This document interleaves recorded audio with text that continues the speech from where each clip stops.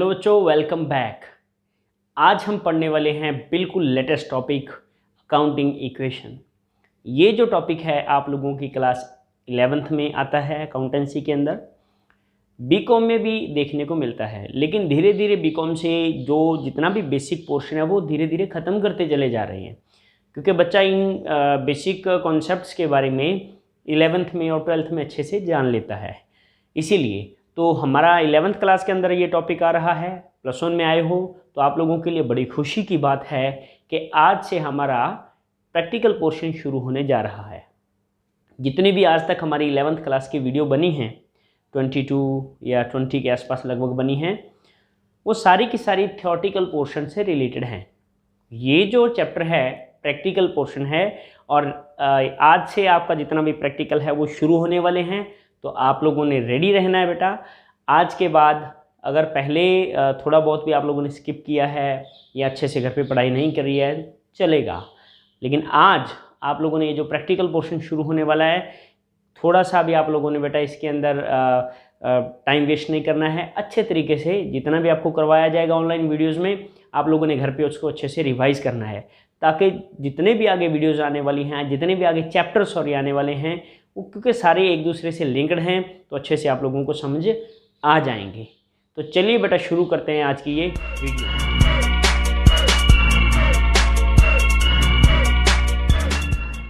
सबसे पहले accounting equation को समझने के लिए हम जानेंगे बैलेंस शीट के बारे में। बैलेंस शीट किसे कहते हैं और उसके बाद हम लोग अकाउंटिंग इक्वेशंस को बनाकर देखेंगे। ठीक है, आ जाइए जी।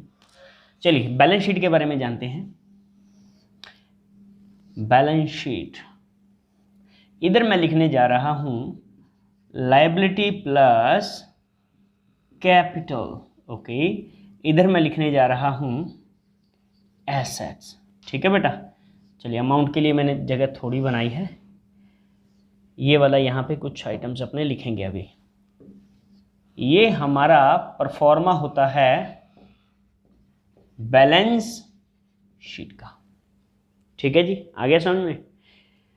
किस किस प्रकार से आइटम में आती हैं, कौन कौन सी एसेट्स होती हैं, एसेट्स के बारे में आपने जाना था। मैं यहाँ पे कुछ एसेट्स को लिखने जा रहा हूँ। कैसे? Cash, bank, stock, furniture, machine, और बोलिए भाई कौन सी हो सकती हैं? Loose tools. ठीक है, एंड बिल्डिंग नहीं आया ना, बिल्डिंग। मान लीजिए मैंने कुछ यहाँ पे हमारी एसेट्स को लिख दिया। अभी क्या है, इधर क्या क्या आने वाला है? इधर मैं लिख रहा हूँ लायबिलिटी प्लस कैपिटल। अच्छा, लायबिलिटी कौन कौन सी हो सकती हैं? लायबिलिटी तो वैसे बेटा सारी होती हैं। मैं यहाँ पे दो चीज़ें लिख लेता हूँ, एक है क्रेडिटर्स, ठीक है, एक मैंने लिख दिया बैंक लोन।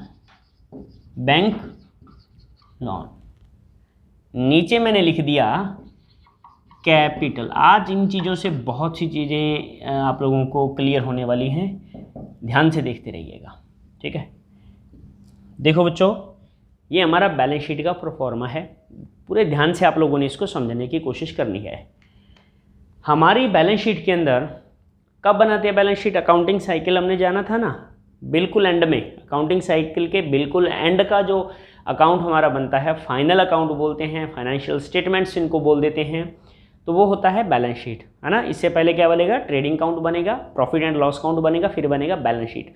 बैलेंस शीट सबसे एंड में बनता है, साल के लास्ट का अकाउंट होता है, और इसको देखते ही समझ में आ जाता है कि बिजनेस कितने पानी में है, कितने एसेट्स हैं, कितनी लायबिलिटीज़ हैं, कितना पैसा बाहर से लिया, कितना इनका पैसा खुद का है। खुद का पैसा कौन सा होता है? This one. कैपिटल कौन सी होती है बेटा? वो कैपिटल, वो मनी, वो पूंजी जो एक बिजनेसमैन ने खुद का लगाकर शुरू किया हुआ है, वो कैपिटल कहलाती है। मान लीजिए ये कितनी है? 6 लाख रुपीज़ है। ठीक है बेटा, कितना है? 6 लाख रुपीज़ है, मान लीजिए इसको। और ये कितना है? टोटल हमारी जो बैलेंस शीट के अंदर एसेट्स पड़ी हुई हैं, मान लीजिए ये कितनी है? सारी की सारी 10 लाख रुपीज़ की हैं। कितनी है बेटा? 10 लाख रुपीज़ की क्या है हमारी एसेट्स हैं, एंड 6 लाख रुपीज़ की हमारी क्या है कैपिटल यहाँ पे पड़ी हुई है। उसके बाद अभी क्या समझ में आया, ये ज़्यादा अच्छा एक चीज़ ध्यान रखना, ये जो बैलेंस शीट है इसका liability portion and liability side, capital side and asset side हमेशा बरोबर रहती है, इक्वल आएगी। कभी भी आंधी आए, तूफान आए, सुनामी आए, वटेवर कुछ भी आ जाए, ये हमारी क्या रहने वाली है बेटा, इक्वल हमेशा रहने वाली है। इधर जितना अमाउंट आएगा उधर इतना। अब इधर कितना है, इधर 10 लाख है ना जी, इधर भी क्या आएगा 10 लाख ही आना चाहिए। अगर 10 लाख नहीं आ रहा, इट मीन्स कहीं ना कहीं कोई प्रॉब्लम चल रही है। हमारी कैपिटल कितनी है 6 लाख रुपीज़ है। इट मीन्स जो आउटसाइड लायबिलिटी है, ये क्या है आउटसाइड लायबिलिटी बोलेंगे ना इसको, कौन सी है, क्रेडिटर्स प्लस में बैंक लोन, ये कितना बन जाएगा 4 लाख रुपीज़ का बन जाएगा। और इन दोनों को टोटल करेंगे तो कितना बन जाएगा 10 लाख रुपीज़ बन जाएगा। क्या ये चीज़ समझ में आ गई? Very good. तो चलिए अब हम जानते हैं अकाउंटिंग इक्वेशन। इससे रिलेटेड हम लोग अकाउंटिंग इक्वेशन बना के देखते हैं। ये भी आपने पढ़ा है इसके बारे में भी कि फॉर्मूला बनाया था हम लोगों ने, क्या बनाया था, assets is equal to liability plus capital. क्या ये वाली इक्वेशन जो बनी है फुलफिल हो रही है नहीं हो रही है? इसके अकॉर्डिंग देखो, ये कितना है 10 लाख है, इक्वल टू लायबिलिटी कितना है जी, आउटसाइड लायबिलिटी है 4 लाख, प्लस में 6 लाख, इक्वल है ना, ओके है। अभी देखिए लायबिलिटी इधर लेके आओ, लायबिलिटी इज इक्वल टू क्या बनेगा जी, एसेट्स माइनस कैपिटल। ये कितना बन गया, लायबिलिटी कितनी है 4 lakh, minus is equal to 10 lakh minus 6 lakh. अगर मैं कैपिटल का बनाऊंगा तो क्या बनेगा, कैपिटल का फॉर्मूला बनेगा एसेट्स माइनस लायबिलिटी। तो ये कितना आ जाएगा 6 lakh is equal to 10 lakh minus 4 lakh. ये वाली काउंटिंग इक्वेशन क्या हो रही है, फुलफिल हो रही है या नहीं हो रही है? हो रही है जी। अब देखिए बेटा, हम लोग जितनी भी बिजनेस के अंदर ट्रांजैक्शंस करने वाले हैं, मेन मुद्दा क्या है, मुद्दा आपको यहाँ से समझ में आने वाला है। बिजनेस के अंदर जितने भी हम लोग ट्रांजैक्शंस करेंगे उनका ना डबल इफेक्ट पड़ता है। बोले तो उनका किस प्रकार से पड़ेगा। अब देखिए इसमें समझने वाली एक चीज़ ये है कि ये जितनी भी एसेट्स हैं ना वो कहाँ से आई हैं, कैपिटल प्लस में ये, इसीलिए ये बरोबर रहता है। बिजनेस में पैसा आ रहा है, कहाँ से आ रहा है, या तो इधर से आ रहा है या तो इधर से आ रहा है। पैसा लगेगा कहाँ, यहाँ एसेट्स में।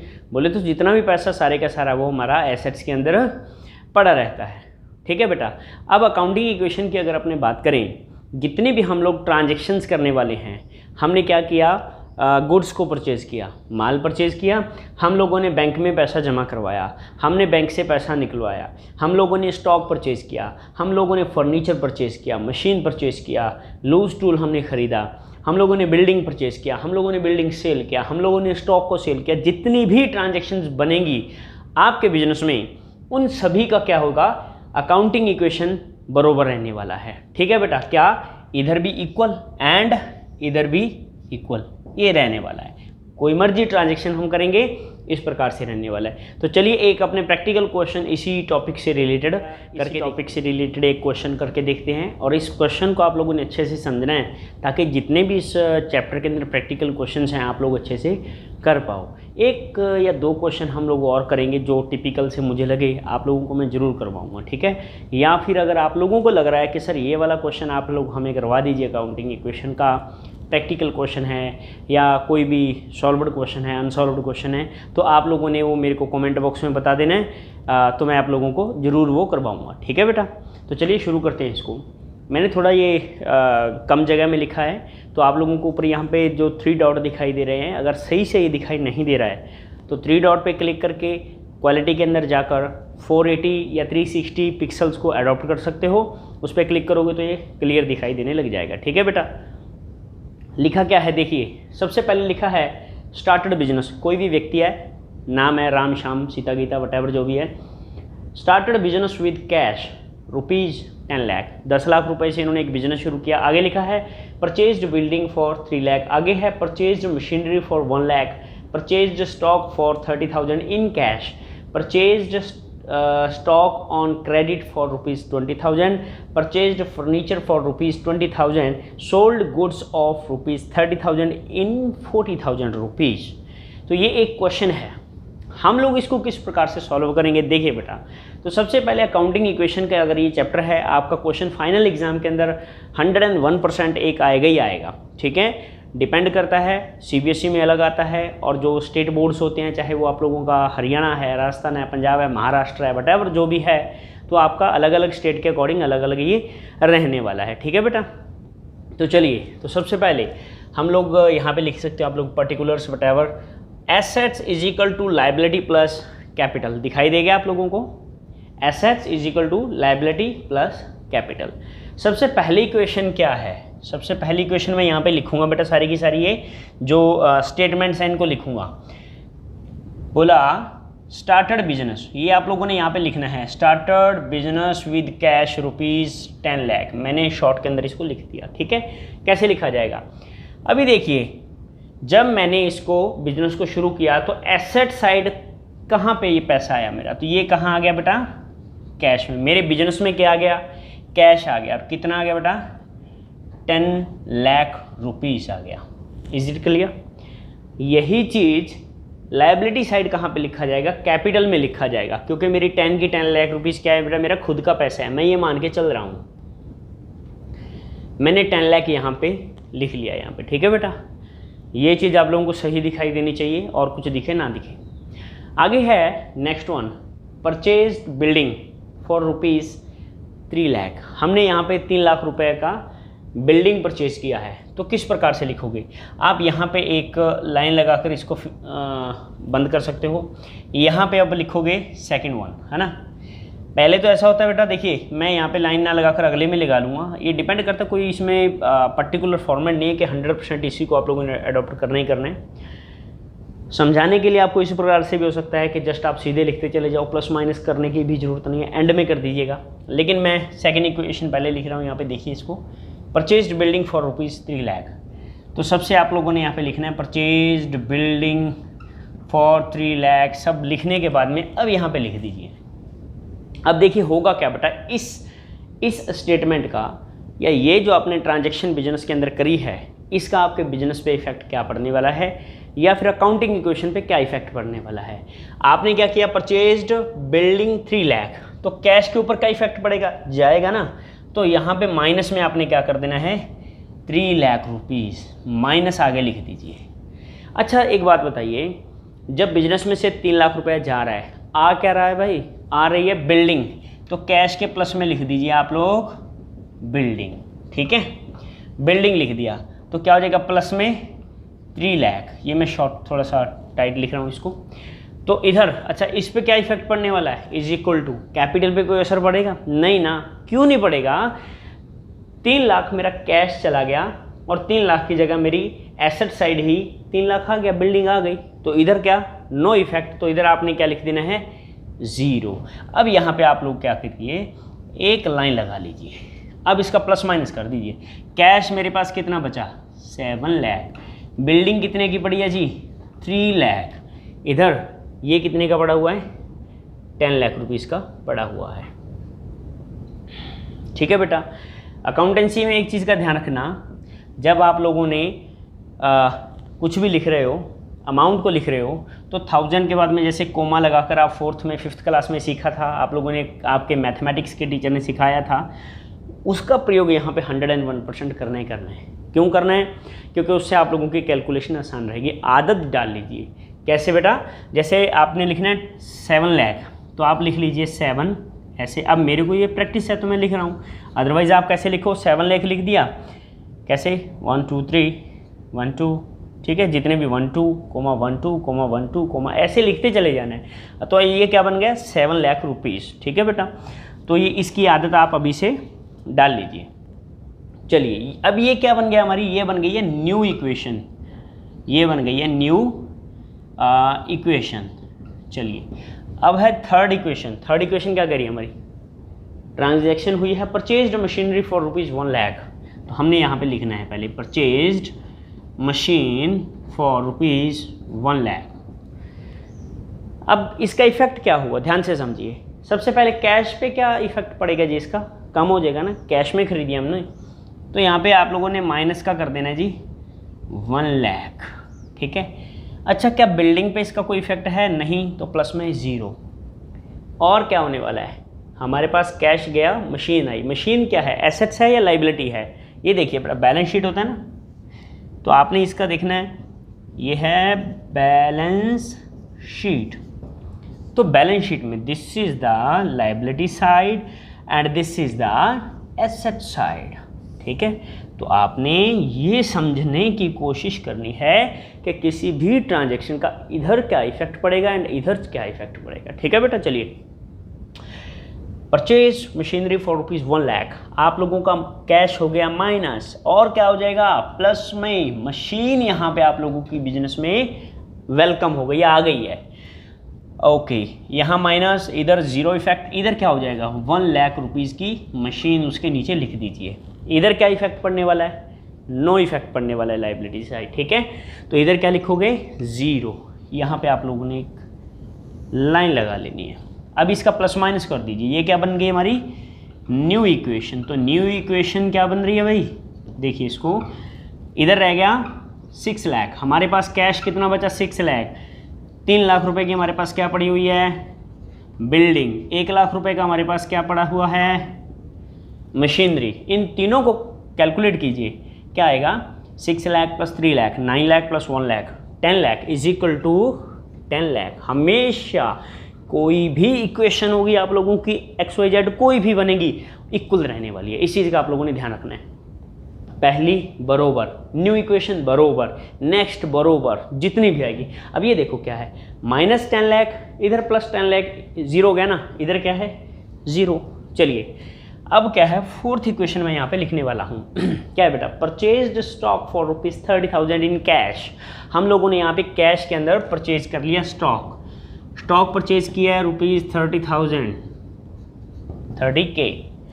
कैश पे क्या इफेक्ट पड़ेगा माइनस 30,000। अभी देखिए 0 के नीचे 0 आना चाहिए, ठीक है ना बेटा, 1000 के नीचे, इस 0 के नीचे, इस 0 के नीचे, कोमा के नीचे कोमा आना चाहिए, तो कैलकुलेशन में कभी भी प्रॉब्लम नहीं आएगी। 30,000। बिल्डिंग पे क्या हमारा कुछ इफेक्ट पड़ेगा बेटा, हमने स्टॉक परचेज किया है, बिल्डिंग पे कुछ असर है उसका, नेवर, 0। क्या कुछ मशीन के ऊपर उसका इफेक्ट पड़ेगा, नेवर, 0। प्लस में नई एसेट्स हमारी बिजनेस में आ गई, और ये क्या है जी स्टॉक हमारे बिजनेस में आ गया है। तो अभी क्या लिखोगे स्टॉक के नीचे 30,000। Is it clear? चलिए, अच्छा इधर क्या इफेक्ट पड़ेगा, अच्छा इसका इफेक्ट देखिए ना, minus plus, minus 30,000 plus 30,000, 0 cut गया ना आपस में, तो ये क्या हो जाएगा 0। तो इसको क्या कर दीजिए आप लोग बंद।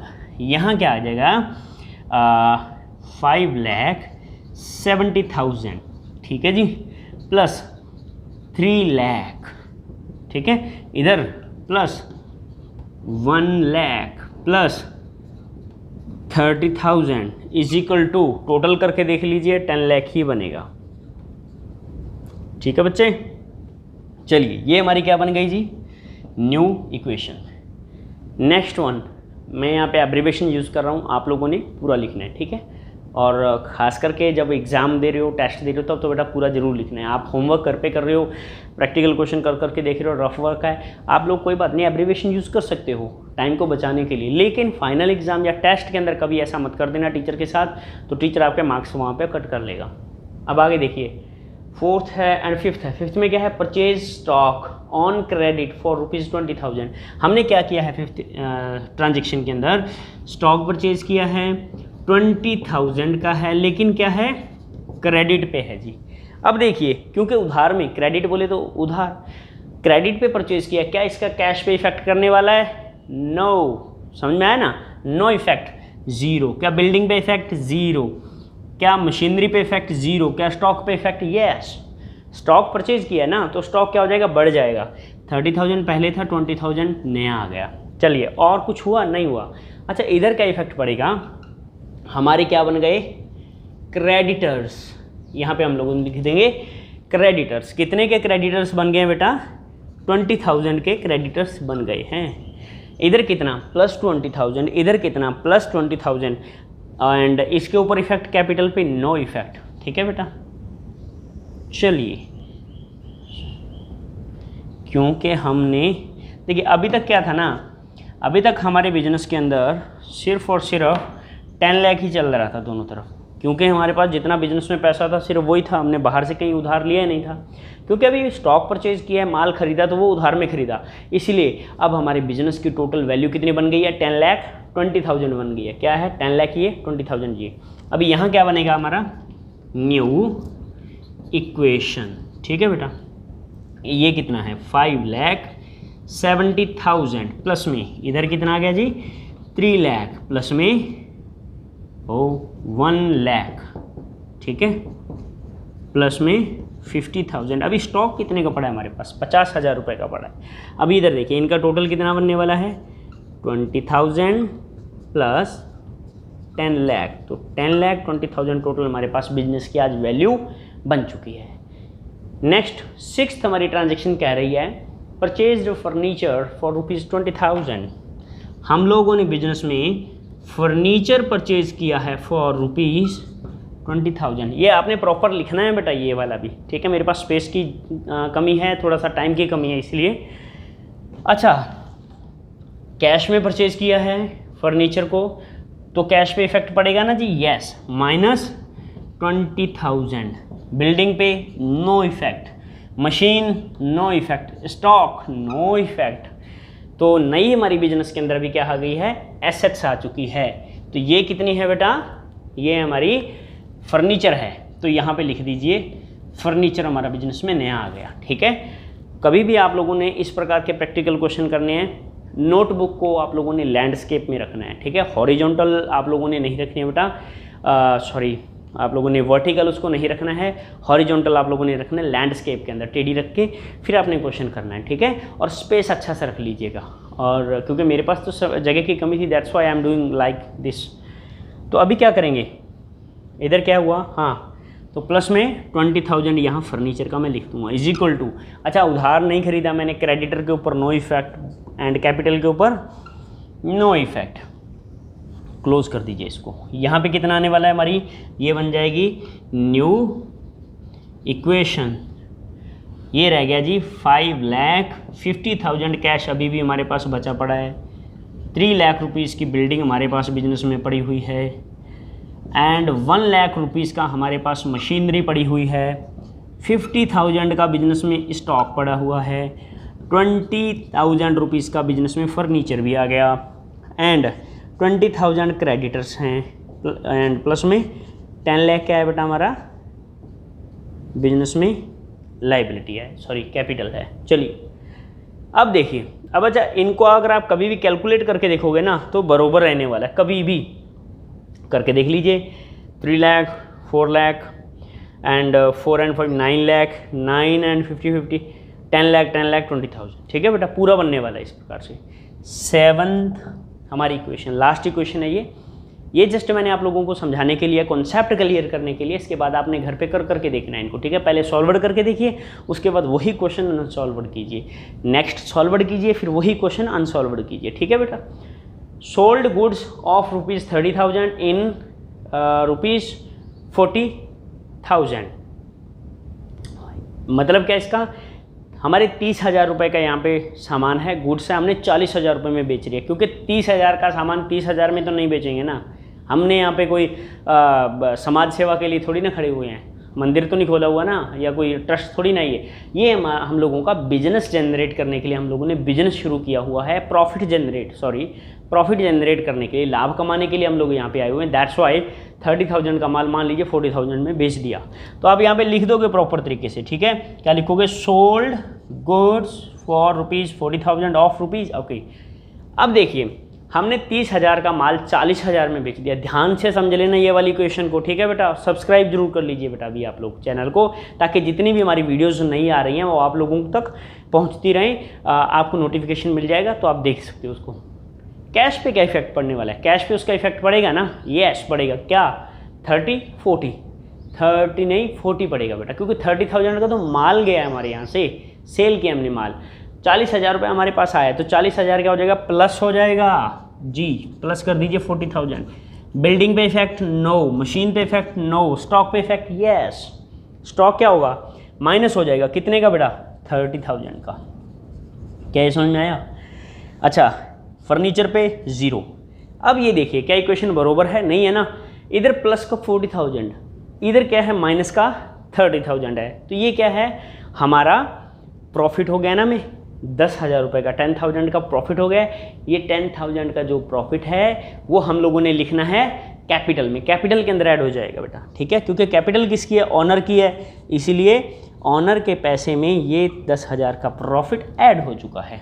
अभी हम लोग क्या बनाएंगे, न्यू इक्वेशन। चलिए कैसे हो जाएगा, कैश कितना है 5,90,000 प्लस में 3 लाख प्लस में 1 लाख, ठीक है। एंड इधर प्लस में स्टॉक 50,000 का था, 30,000 का चला गया, रह गया कितना 20,000 प्लस में 20,000 का फर्नीचर है, इक्वल टू हमारा क्या पड़ा हुआ है 20,000 रुपये लोगों का देना है जी, क्रेडिटर्स हैं, प्लस में 1,10,000 रुपीज़ की हमारी क्या बन चुकी है ये। अभी देखिए इसका टोटल अगर करोगे तो 10,30,000 हमारा टोटल है। एंड इधर भी आप लोग कैलकुलेशन करके देख लीजिएगा, 10,30,000 हमारा टोटल ये बनने वाला है। अभी क्वेश्चन में अगर बोल दिया कि इसको बैलेंस शीट में शो कीजिए, तो बैलेंस शीट में किस प्रकार से शो करोगे, कर दीजिए, बहुत ही आसान है। कैश सबसे पहले लिखोगे कैश। अभी चलो मेरे को थोड़ा ये बड़ा बना के दिखा देता हूँ आपको। चलिए कैश हमारे पास कितना पड़ा है भाई, 5,90,000 हो गया। उसके बाद में क्या है हमारे पास, बिल्डिंग, यहाँ पे लिख लीजिए आप, बिल्डिंग कितने की पड़ी है भाई, बिल्डिंग पड़ी है 3 लाख रुपीज़ की, तो यहाँ पे लिख दीजिए 3 lakh. After that machinery, machinery हमारे पास कितने की पड़ी है 1 लाख, तो इसको नीचे लिखते रहना 0 के, ठीक है बेटा। आगे है जी स्टॉक, स्टॉक कितने का पड़ा हुआ है हमारे पास, ओनली 20,000। उसके बाद हमारे पास है फर्नीचर, कितने का है जी 20,000 का है, प्लस करेंगे। अच्छा इधर आ जाओ, क्रेडिटर्स, क्रेडिटर्स कितने के पड़े हुए हैं हमारे पास हैं 20,000 के। एंड लाख लिखने के लिए मैंने, आगे है जी कैपिटल, कैपिटल कितना शो कर रहा है 10,10,000। ये मैंने थोड़ा यहाँ पे सही नहीं लिखा है, कैसे लिखा जाएगा 10,10,000, ठीक है बेटा। अब इनका अगर आप टोटल करोगे 10,30,000 बिल्कुल सामने लिखा, ऐसा नहीं है इसका कैलकुलेशन यहाँ कर दिया, इसका कैलकुलेशन यहाँ कर दिया, आगे बरोबर नहीं, यहाँ भी आपका इक्वल आने चाहिए ये, ठीक है। सामने आमने, बिल्कुल आमने सामने लिखना है इनको, 10,30,000। So this is the basic concept of accounting equation. आप लोगों को मीनिंग समझाया और उसके बाद में ये प्रैक्टिकल क्वेश्चन आप लोगों को करके बताया है, ठीक है बेटा। तो ये आप लोगों ने अच्छे तरीके से इसको समझ लिया और आपने प्रैक्टिकल क्वेश्चन जरूर करके देख लेना। कहीं भी आपको अगर प्रॉब्लम लग रही है, you can also WhatsApp me on 9050806442, ठीक है बेटा। व्हाट्सएप कर दीजिए, कोई क्वेश्चन में अगर प्रॉब्लम है, मुझे जब भी टाइम मिला आप लोगों को मैं सॉल्व जरूर करूँगा, आपकी हेल्प करूँगा 101%, ठीक है बेटा। तो ऑल दी बेस्ट। आज से हमारा ये प्रैक्टिकल शुरू हो रहे हैं, तो आप लोगों ने लगन से, मेहनत से इन क्वेश्चंस को करने हैं बेटा। Thank you.